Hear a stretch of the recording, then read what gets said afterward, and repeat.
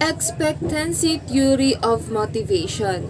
The expectancy theory of motivation was proposed by Victor Vroom of Yale School of Management in 1964. Vroom stresses and focuses on outcomes and not on needs, unlike Maslow and Herber. The theory states that the intensity of a tendency to perform in a particular manner is dependent on the intensity of an expectation that the performance will be followed by a definite outcome and on the appeal of the outcome to the individual. The expectancy theory states that the employee's motivation is an outcome of first, how much an individual wants a reward or valence. Second, the assessment that the likelihood that the effort will lead to expected performance or expectancy. And last, the belief that the performance will lead to reward or instrumentality. So let's tackle what is valence, expectancy, and instrumentality. In short, valence is the significance associated by an individual about the expected outcome. It is unexpected and not the actual satisfaction that an employee expects to receive after achieving the goals. Second, expectancy. Expectancy is the faith that better efforts will result in better performance. Expectancy is influenced by factors such as possession of appropriate skills for performing the job, availability of right resources, availability of crucial information, and getting the required support for completing the job. Last, instrumentality. Instrumentality is the faith that if you perform well, then a valid outcome will be there. Instrumentality is affected by factors such as belief in the people who decide, who receive what outcome, the simplicity of the process deciding who gets what outcome, and clarity of relationship between performance and outcomes. So there are also advantages of the expectancy theory. First, it is based on self-interest, individual who wants to achieve maximum satisfaction and who want to minimize dissatisfaction. Second, this theory stresses upon the expectations and perceptions. What is real and actual is immaterial. Third, it emphasizes on rewards or payoffs. And last, it focuses on psychological extravagance where final objective of individual is to attain maximum pleasure and least pain.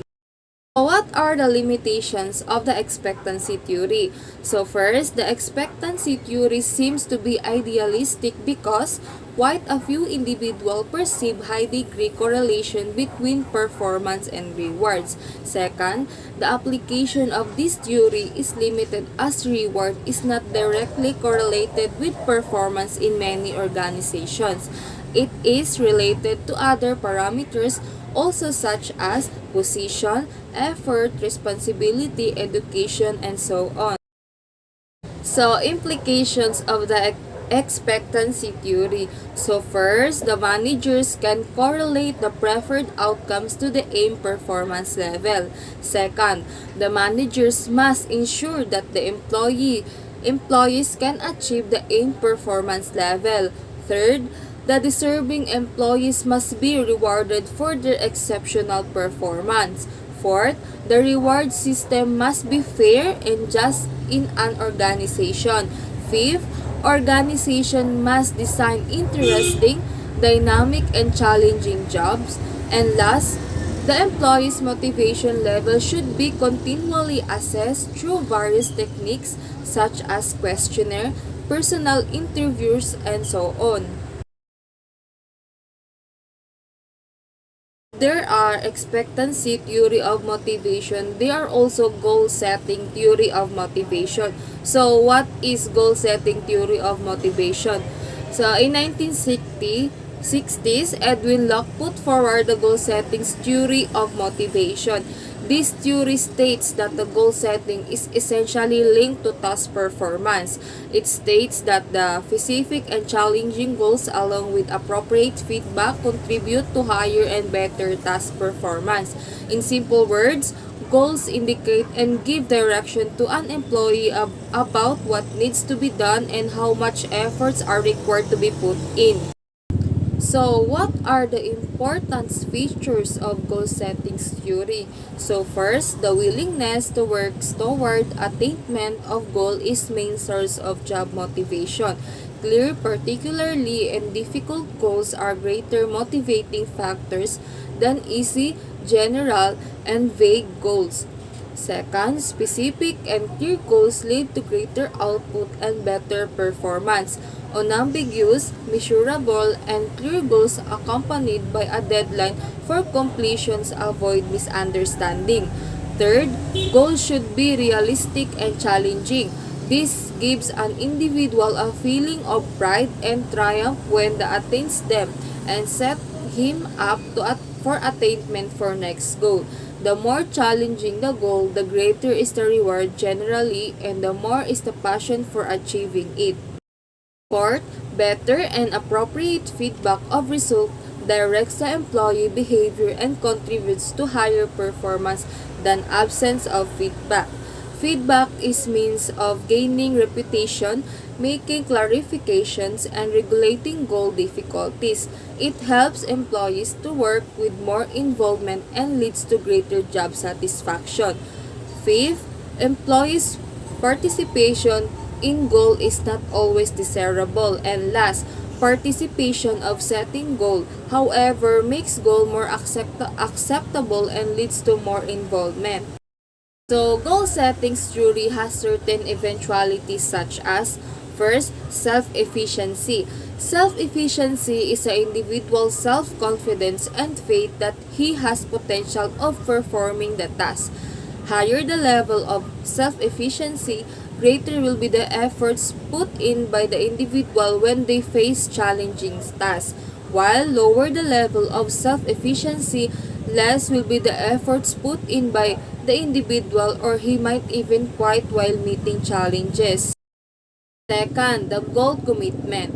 Goal setting theory assumes that the individual is committed to the goal and will not leave the goal. The goal commitment is dependent on the following factors. First, goals are made open, known, and broadcasted. Second, goals should be set self by individual rather than designated.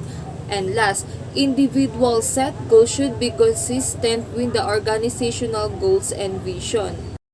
So what are the advantages of goal setting theory?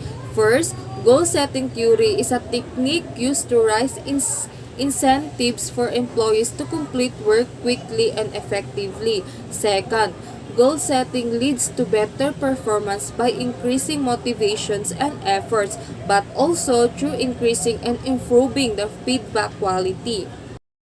So, what are the limitations of goal setting theory? So, first, at times, the organizational goals are in conflict with the managerial goals. Goal conflict has a detrimental effect on the performance if it is motivates incompatible action drift. Second, very difficult and complex goals stimulate riskier behavior. Third, if the employee lacks skills and competencies to perform action essential for goal, then the goal settings can fail and lead to undermining of performance. And last, there is no evidence to prove that the goal settings improves job satisfaction.